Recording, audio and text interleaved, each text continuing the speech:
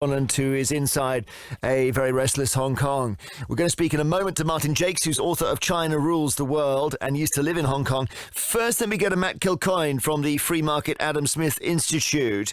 Let's talk about this specific idea that one way of releasing the pressure here would be to say anyone in Hong Kong can come to Britain full time.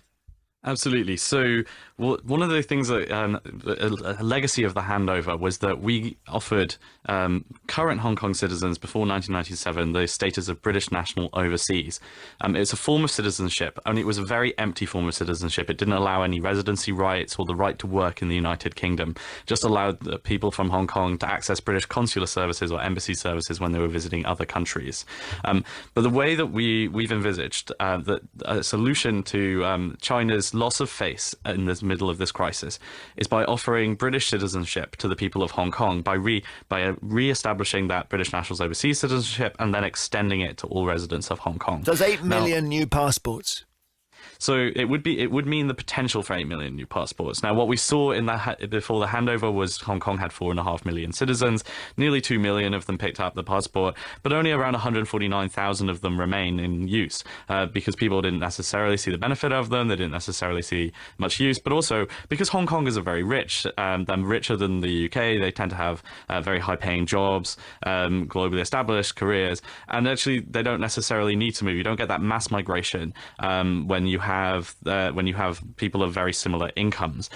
So we could see a potential of lots of people having a new passport, lots of people getting the same right as other British citizens, but very few people actually really taking it up. But what it really does is it changes the incentive for Beijing to act. It does. It raises the stakes, and arguably it puts a sort of electric fence around Hong Kong, but it also creates a problem, doesn't it? Because then it becomes a little bit like the Falklands, where we suddenly say, wait a minute, if China go in, that's now 8 million British citizens they're attacking.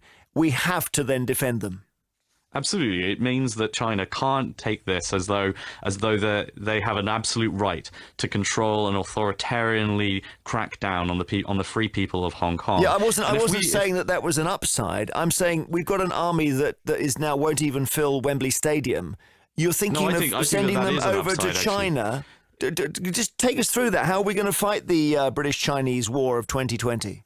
It's not a British-Chinese war. It's a reminder that China is a part of the rules-based system, an international rules-based system that it tries and says it maintains. It's a reminder that actually that Britain and China both signed up to a joint declaration in the 1980s to uphold the rights and the civil liberties of the Hong Kong citizens until at least 2047.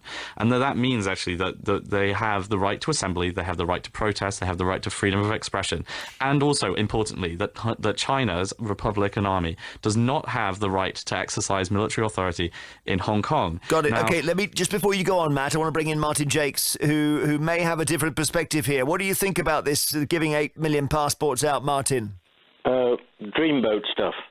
I just can't take it seriously. I mean, maybe in the 1980s, when this was being discussed, it might have taken some wing, but now, things have moved on so far. Britain's declined a lot since then. China's risen so much since then. The relationship between Hong Kong and China economically is much stronger even than it was before, and it was very strong before. So the future of Hong Kong is deeply bound up with China.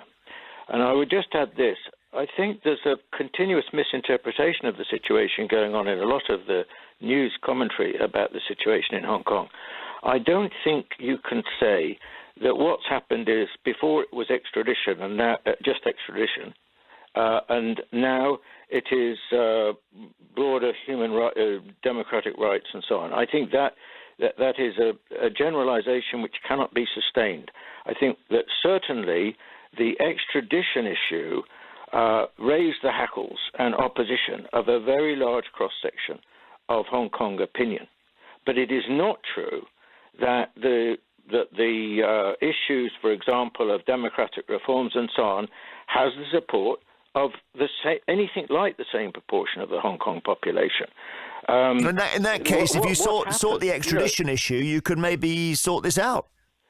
Sorry? In that case, if you simply take the extradition issue out of it, then the heat goes away from this whole thing. Yeah, well, I think what's happened, I think they've declared it dead anyway, so I think this is splitting hairs, actually.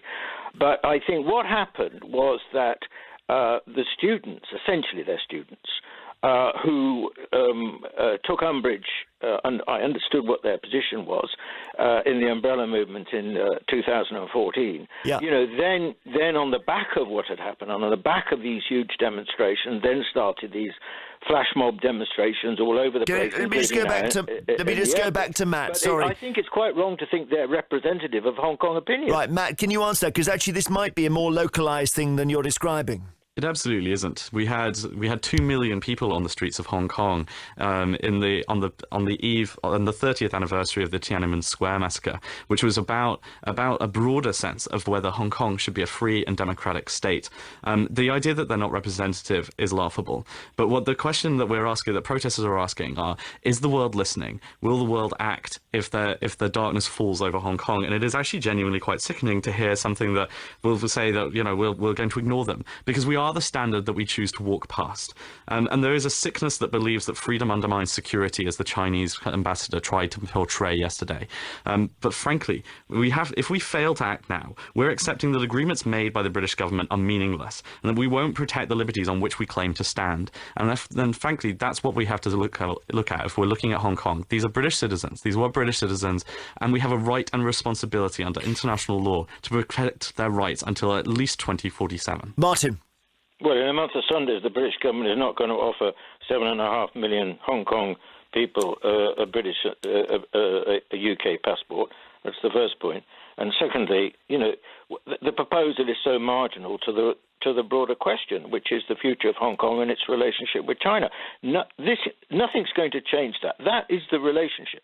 And finally, after 150 odd years of British rule, which was, by the way, an act of gross aggression and immorality as a consequence of the Opium Wars, which we rarely say, but we should remind ourselves as one of the darker pages of British imperial history. The future of Hong Kong now is deeply bound up with China. Now, just on the question of the way China's handled the situation in Hong Kong, because I think this is being greatly exaggerated. I think that it's clear that the proposal for the extradition law, as was the case with the security law in 2003, were a step too far for the Hong Kong population and was a mistake.